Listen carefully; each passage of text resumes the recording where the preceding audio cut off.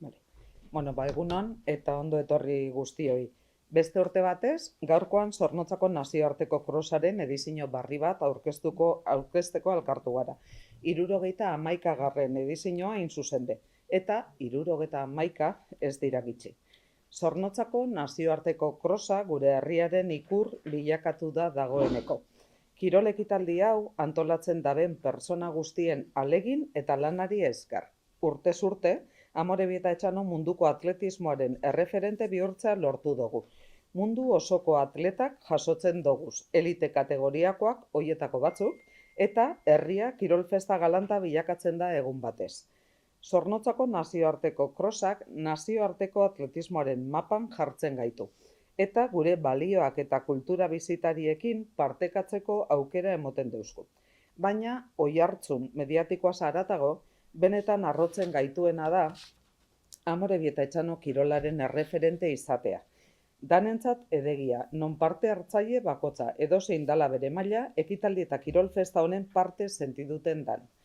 Eskerrak emon gure deutzeraz, proba hau lehen eguneko grina eta ilusio beragaz egiten jarraitzen dabien pertsona eta erakunde guztiei. Eta jakina, Amorebieta Etxanoko bizilagunei, haren laguntza eta lankidetza funtsezkoak baitira hori guztia posible izen dadin. Orain, koldori pasatuko dutzet berba, lasterketaren inguruko xehetasunak azaldu baizen. Mila esker. Eskerrik asko, Ainhoa, egunon. Zornotzako nazioarteko krosa, atletismoaren nazioarteko egutegiko ekitaldi garrantzitsuenetako bat dugu. Eta hori bat da gure herrian hitzordu hau ospatzea. Aurten, aurreko edizioetan bezala, gure herriak estatuko zein nazioarteko atleta ugari jasoko dauz. Urteen poderioz, krosaren munduko erreferente bilakatu dan zirkuito honetan lehiatzeko. Lasterketak ohiko moduan Jauregi barrian izango dira, eta guztiek izango dute bertan korrika egiteko aukerea. Txikienak, zaletuenak, zein elite kategorianko korrikalariak. Zornotzako nazioarteko krosak izaera parte hartzaile eta inklusiboa bebaditu. Eta horren eredu dira lasterketa mistoa edota desgaitasuna duten atletentzako probak. Nazioarteko lasterketa absolutuak emakumezkoetan zein gizonezkoetan 12 eta laurdenetatik eta ordu batetatik aurrera izango doguz urrenez urren. Probak zuzenean ETV baten emitituko dira. Zaletu guztiei euren etxeetatik disfrutatzeko aukerea emonaz. Eta ganera, teledeporten be, hainbat emanaldi emongo dira. Garrantzitsuena Ainhoak aipatu dau, eta azpimarratu gura dugu, Zornotzako nazioarteko krosak, Euskadiko Cross Ligaren funtsezko lehiaketa bat izateaz ganera, herritar asko bertara eroaten dagozala. Eta hemen eskerrak berriro ere emon, Klubs Deportibo Zornotzaren izenean, Kimetz eta voluntario guztiek egiten dozuen lana. Eta nola ez, Bizkaiko Foru Aldundiak emondako diru laguntzea. Beraz, Zornotzar guztiak animatu bertara domekan, bertara urreratzen, egun handia badalako gure herrian kirolarentzako, eta kirola maite duzuen, eta atletismo mundua maite duzuen guztioi be, animatu, bertara aurreratu eta egunaz disfrutatzen. Eta orain, Bizkaiko Foru Aldundiko Euskara, Kultura eta Kirol diputadeari emongo dutzago hitza, Lizuri Errizabalaga. Eskerrik asko. Egunon, alkate, koldo, kimetz, ohore handia da, niretzako hemen zeuokaz batera Zornotzako nazioarteko krosaren 71. edizioaren aurkezpen honetan parte hartutea. Hitzordu emblematikoa da, esan dozuen moduan, eta urtez urte landa lasterketa ospetsuenen eta maitatuenen artean kokatu da, ez bakarrik Bizkaian, baita Euskadin eta Europa mailan be.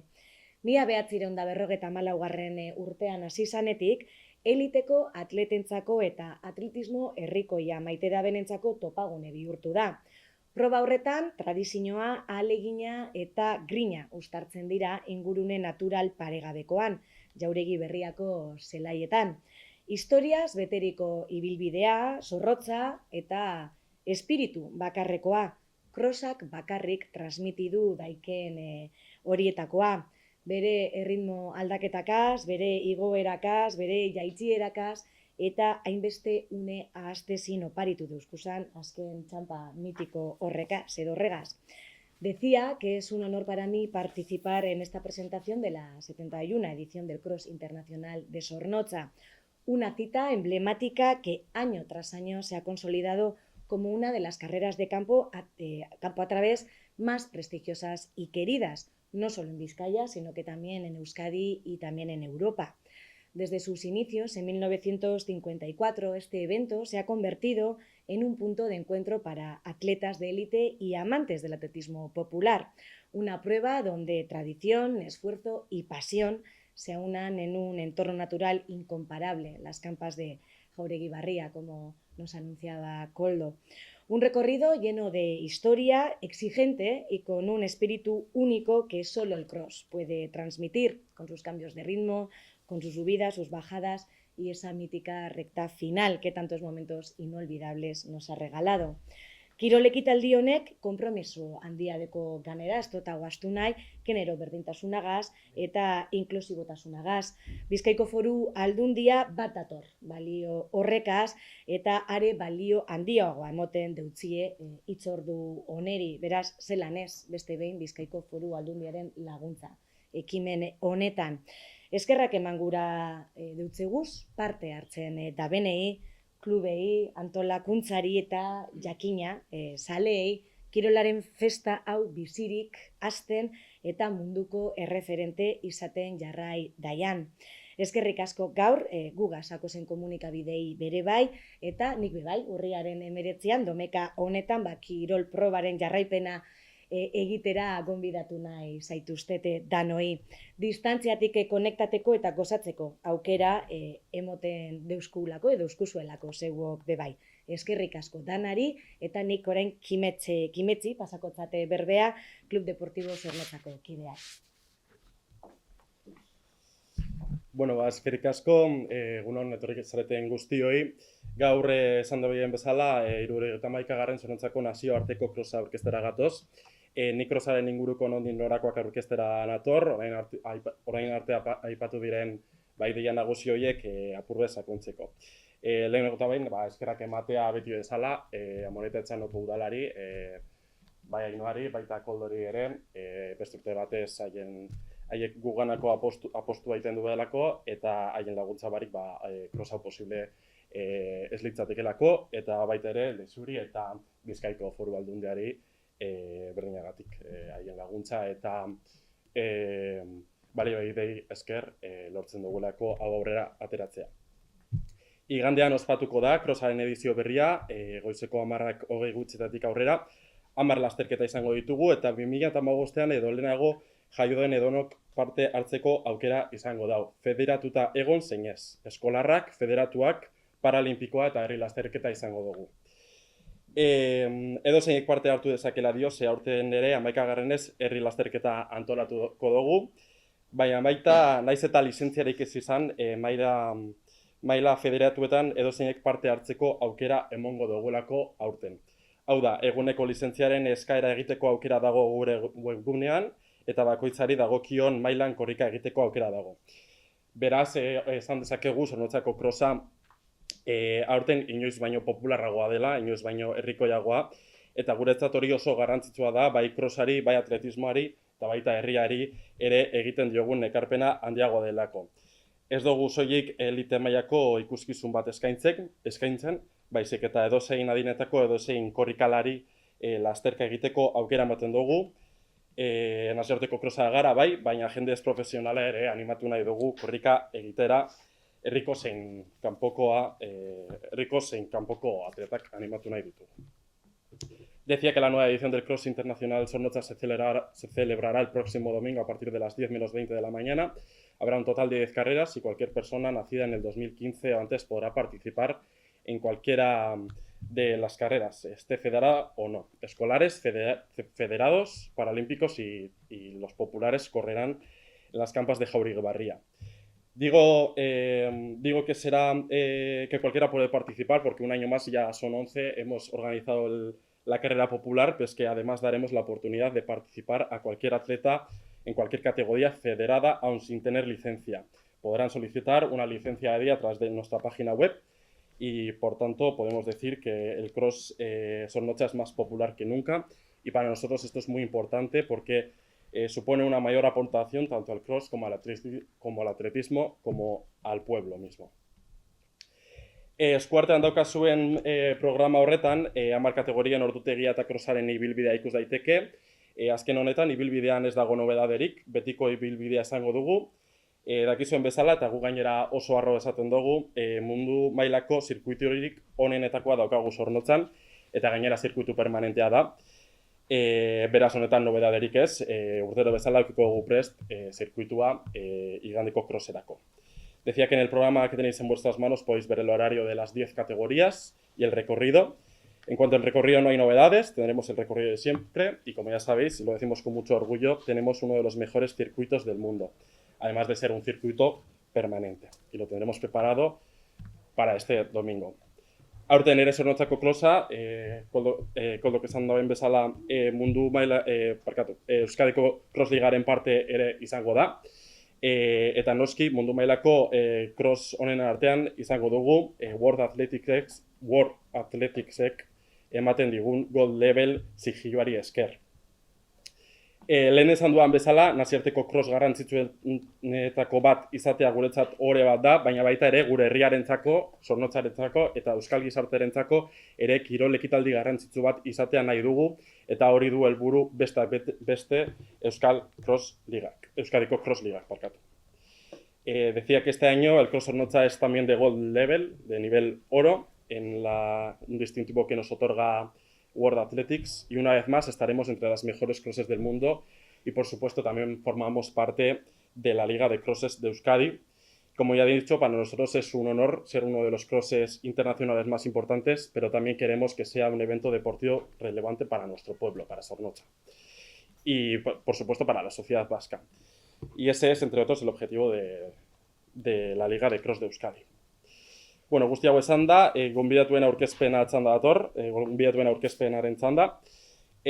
Aurten bi faktore ezberdinen eraginez, atleta asko ekartzea zaildu digu. Alde batetik, irailean Tokion ospatu berri den atletismo mundialaren eraginez, eta bestetik, munduko cross txapelketa urtarrian ospatuko denez, Afrikar Federakuntzak nazioarteko txapelketak azaroan antolatu ditu, beraz, bertatik ekartzea asko kostatu zaigu. Baina hala ere, ziur gaude jarraian aurkeztuko dizkizuedan atletek igande honetan haien honena ematera etorriko direzela. Gizonezkoen artean, Eli Zindaiken gera, burunditarra, gazteleaz esango dutala pasatu digutelako, octavo en el Campeonato de África de 10.000 metros en 2024, Emile Hafasimana, subcampeón de Burundi de 5.000 metros en 2025 y 10º en African Games en 10.000 metros en 2025. Thierry Irakose, de Burundi también, tercero en el Campeonato de Burundi de 10.000 metros en el sub-23 en el 2024. Marcus Gorger, 17º en el Campeonato de Europa de Cross de 2024. Y Nick Jagger, subcampeón de Alemania de Cross en 2025. De Portugal, Rubén Daniel Monteiro, subcampeón de Cross Portugal de 2025 en la categoría sub-23. Yaya Aoina El Carboudi, campeón de España de Cross en 2025. Nassim Hassaous, subcampeón de España de Cross y también séptimo en la anterior edición del Cross Internacional Zornotza del año pasado. Mario Mola Díaz, 13º en el Campeonato de España de Cross del 2024 y campeón del mundo de triatlón en 2016, 17 y 18 y campeón del mundo de duatlón en 2023. Y por último, David de la Fuente, subcampeón de España en 5.000 metros en ruta en 2025. En emakumezkoen artean, entre mujeres, tendremos a Likina Mebau, que es la tercera en la final de Diamond League en 3.000 metros en 2025 y tiene la 14 mejor marca mundial de 5.000 metros, de la temporada 2025, en 14:30:54. Y esta fue la primera clasificada en el 69 Cross Internacional Zornotza, imagen de hecho del cartel del año pasado, del Cross. Beatriz Ríos, campeona nacional de Cross Sub-23 en 2024. Ana Mariño, cuarta en el Campeonato de Portugal de Cross de 2025. Mariana Machado, sexta en el Campeonato de Europa de Cross del 2025. Majida Mayuf, subcampeona de España de Cross del 2025 y subcampeona también en el Cross Internacional Sornocha del año pasado. Ángela Viciosa, tercera en el Campeonato de España de Cross de 2025 y octava en el año pasado en nuestro Cross. Paula Herrero, campeona de España de 10.000 metros en 2023. Ámbar Tomás, campeona de España de Cross Sub-23 en 2025. Naima Ait Alibou, 45 en el Campeonato del Mundo de Cross de 2023. Y por último, Irene Pelayo, que fue quinta en el Campeonato de España de Cross del 2023 y también ha corrido con nosotros en los 2 últimos años.